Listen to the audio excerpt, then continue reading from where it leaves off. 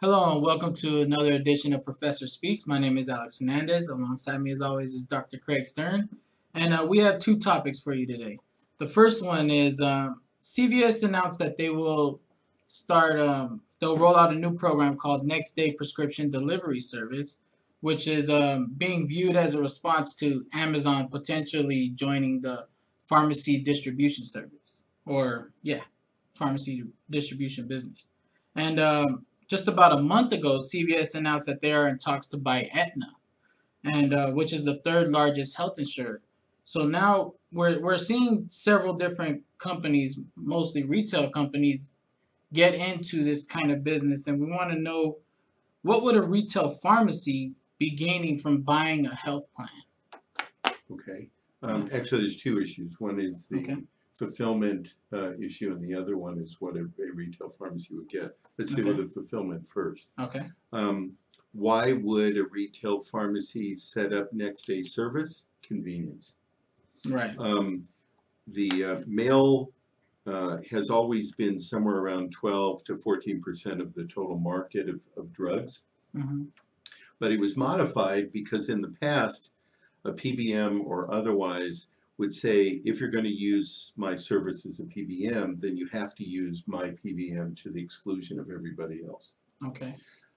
However, retail pharmacies, and notably Walmart was the first to do it, came in, and actually Walgreens as well, my apologies.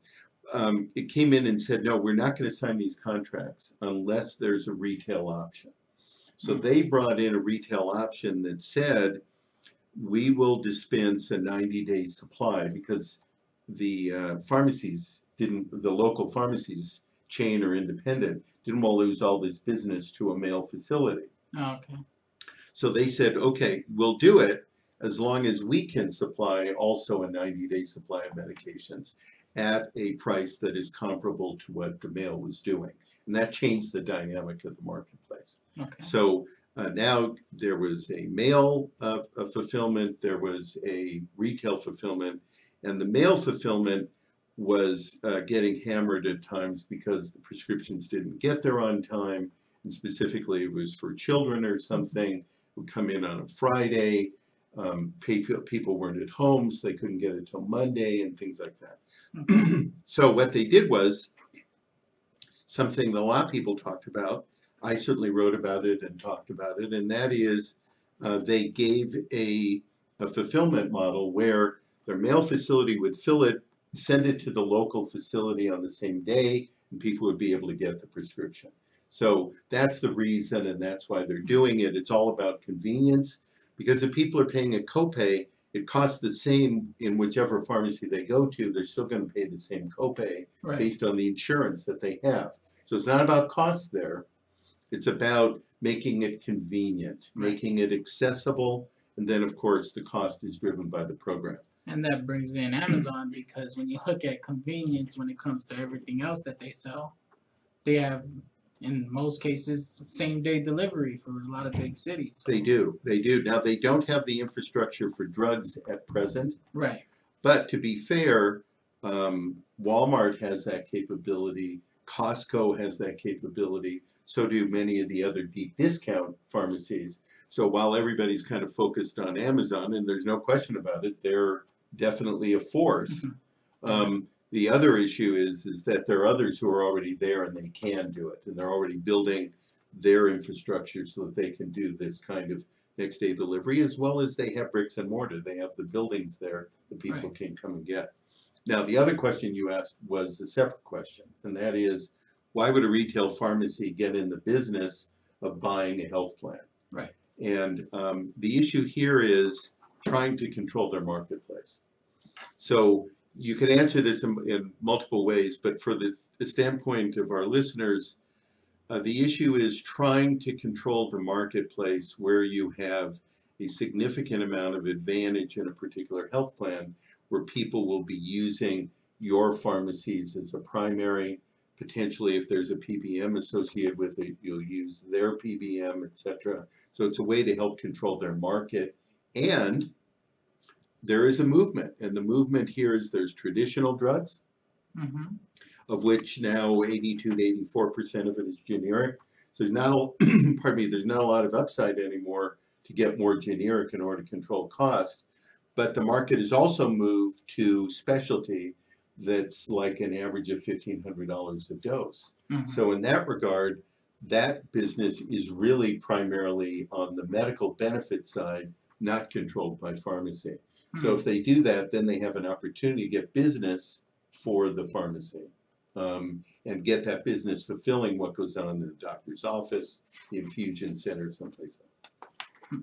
That's interesting. And if you would like to know more about that topic, please feel free to leave a message below and comment with any questions, and Dr. Stern or myself or even M will get to it right away. That's right, M, our producer. Good job, M.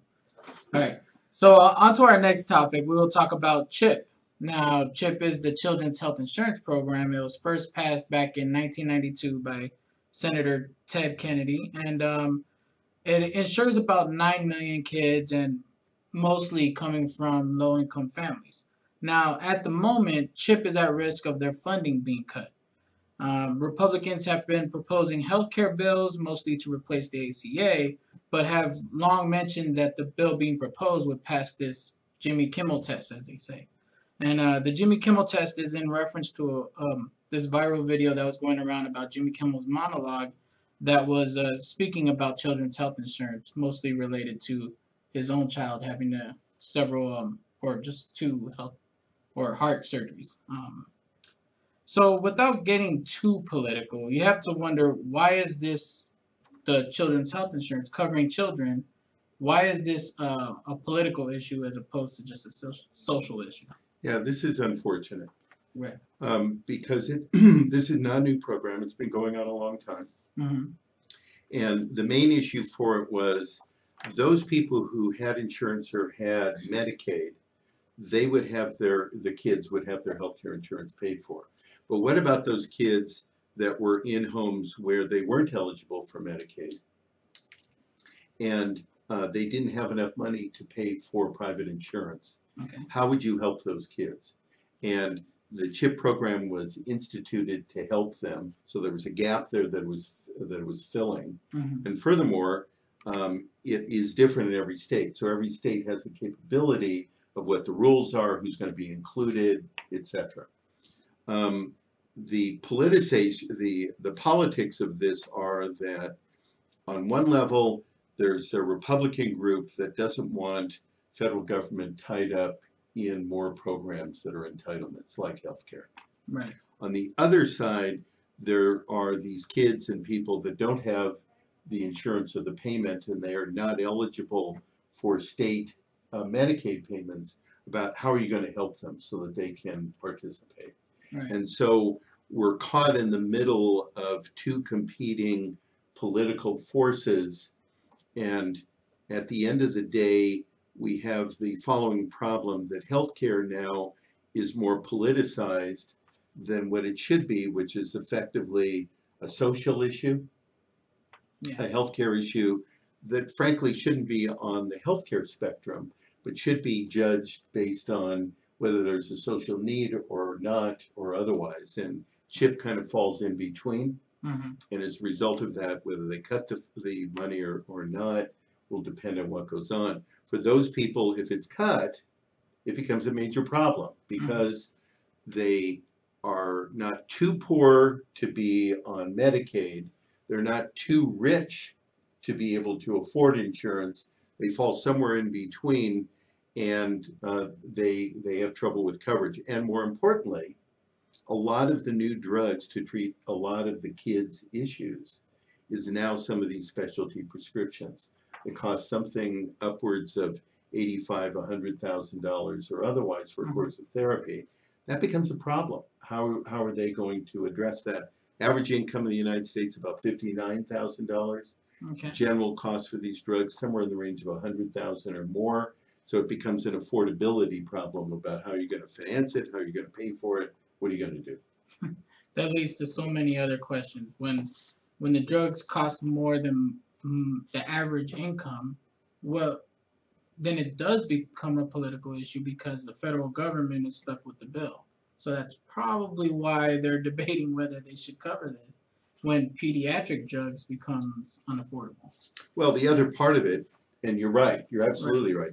The other part of it is that if they can't afford to deal with it as a outpatient, then they'll be going to state and county hospitals, Mm-hmm. and it'll be part of the budget that's dealt with these hospitals trying to deal with it in disproportionate share, where they have a lot of bad debt, they have a lot of people who can't afford to pay, but somebody has to treat the kids, so they're going there to try and get the care instead of dealing with it in an ambulatory way, which is a cheaper approach to dealing with treatment. That should lead to another topic where should life-saving drugs be able to just hit the free market, where people's life depends on a certain drug, but that drug being a free market society as we are, should they be allowed to keep rising the price if they want? Different subject. Different on subject. cost Different of subject. drugs, sure. And of course, if you always have a message, please feel free to message us and comment below, and we will have new videos for you every single week. Now moving to Fridays, so we'll have a happy video for you every single Friday at noon. So that's all for today, and we'll see you next week.